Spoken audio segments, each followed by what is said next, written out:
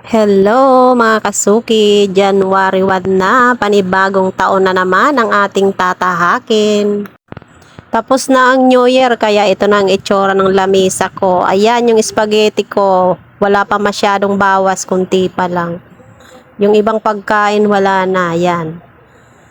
Ganyan na yan ang itsura, yung anak ko bagsak, charis.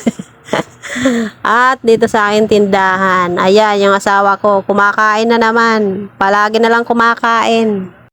Nagsusulo, hindi man lang nagyayaya. Ano kaya ang kinakain nito? Tahimik na tahimik, oh.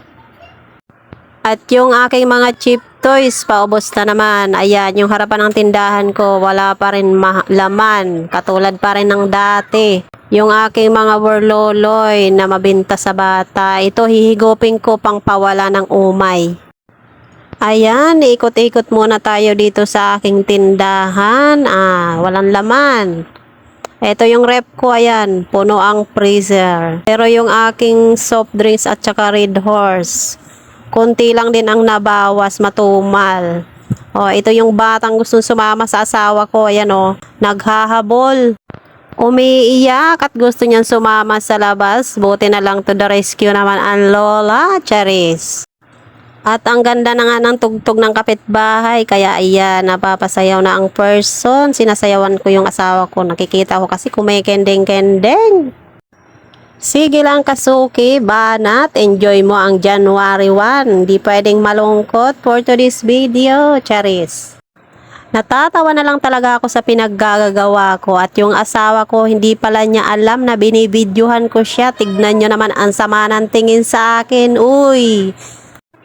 Relax ka lang dongkoy, wag kang magalit. Ako lang ang pwedeng magalit. Cheris! At ito na nga, humihigop na ng sabaw ang person. Naumay, kaya ayan, walang gana kumain for the higop ng sabaw. Tinolang manok nga yan, kaya naman sabi nga ng mga anak ko ay bakit daw ako nagluto ng manok, baka daw isang kahig isang tuka kami. Ay sabi ko man, Diyos ko po, nagpapaniwala kayo dyan, nasa tao ang gawa, nasa Diyos ang awa, charis.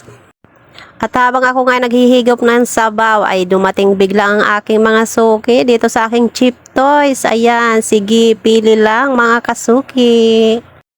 At mukhang nahihirapan pa nga pumili. At eto, may dumating pang isa. Tignan natin kung anong mapipili nila. Pero anong akala nyo lahat bibili? Isa lang ang bibili, charis. At sa wakas nakapili na nga. Ayan, tignan nyo, sabi ko sa inyo, isa lang ang bibili. At ayan, palulubuhin pa nga nila yan. Dahil ganyan talaga yung mga suki kong bata. Isa lang ang bibili pero lahat sila papasok. Sinong relate? At hanggang dito na nga lang muna. See you on next vlog. Pero bago ako magtapos, follow nyo ako sa aking YouTube channel, Chona S Vlog 523. At ang aking FB page, unang Sari Sari Store Vlog. Thank you for watching. Bye!